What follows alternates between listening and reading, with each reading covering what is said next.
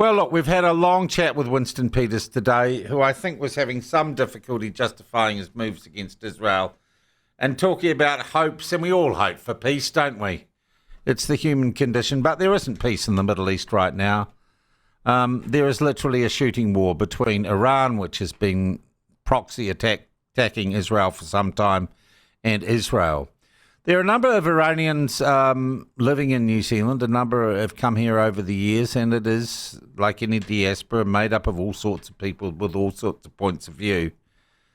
But to get some insight as to what might be happening back in Iran and how the people are feeling there, we're talking to former Iranian, now New Zealander, and I'm sure she won't mind too much me calling her a socialite, Gilda Kirkpatrick, who joins us by phone now.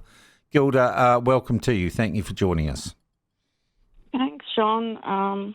Good morning.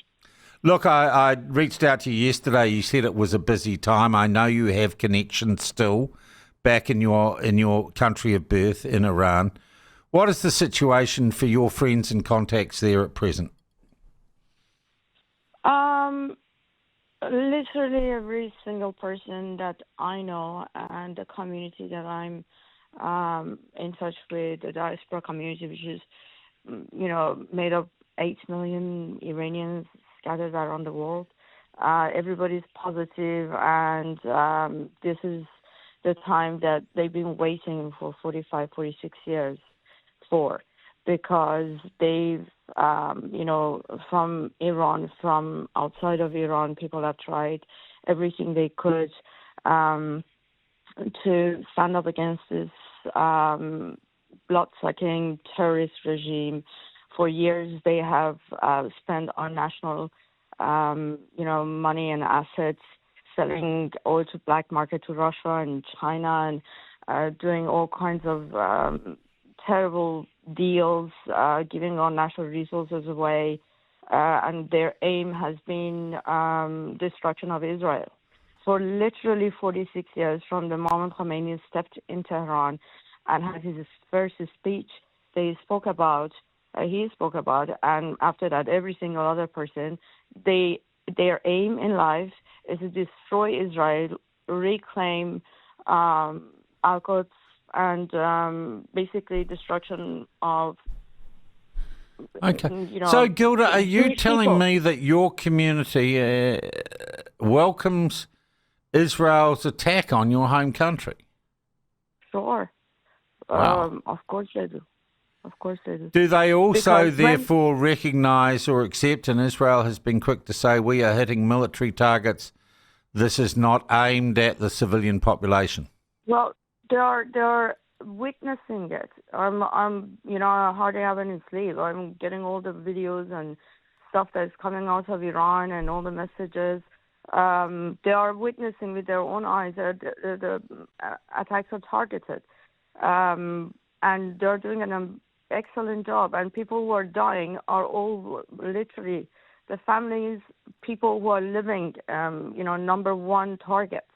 Now, there are some casualties, but Israel is sending messages to everybody, continuously telling them way ahead of time which areas they must evacuate. Oh, so hang on. So you're telling even in Iran, the Israelis are warning civilian populations of where they're going to strike? Oh, absolutely. Way before they attack, they did warn. Sure. They're sending literal messages, like a voice message. You know how we have emergency stuff here that comes up as alarm?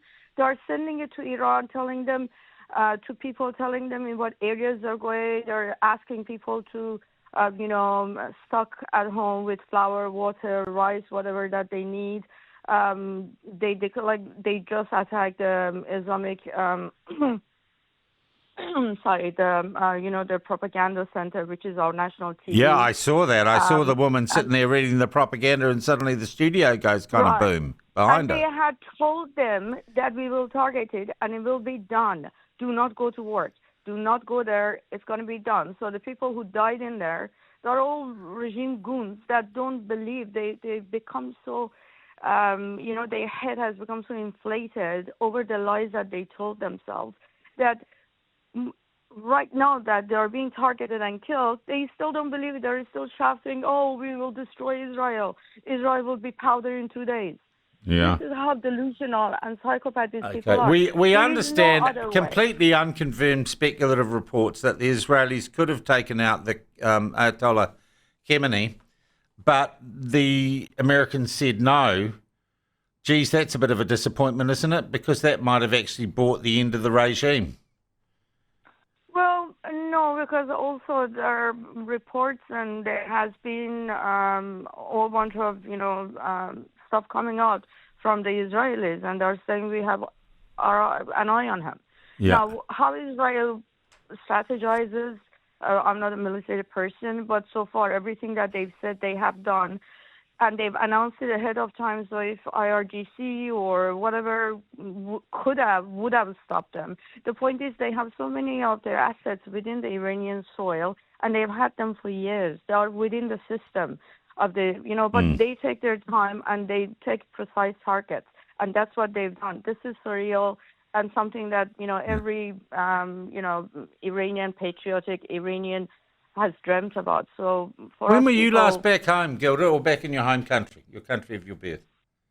I've been away from Iran for 35 years, and I've been back twice. Once about 20-something years ago, and another time about, I think 6 years ago, which I had to go for some legal stuff for my mom. But then I got stuck there for 3 months. I couldn't leave. Unfortunately. Do you think the people of Iran will rise up and overthrow the Shia Orthodox religious regime or not? Of course they would. They already are shouting and screaming in the street. The problem is, but there's a long way between shouting and screaming and getting rid of your oppressive government, isn't there? Well, the key is for them to all come into the streets. And right now, with the bombings and targeted attacks, it is hard for them to all gather in one place, because they are getting advice also that do not respond to any uprising right now, because the regime will target where they are. Yeah. They will kill them, and then they will claim that Israel has done it. Did it. Okay. Yeah,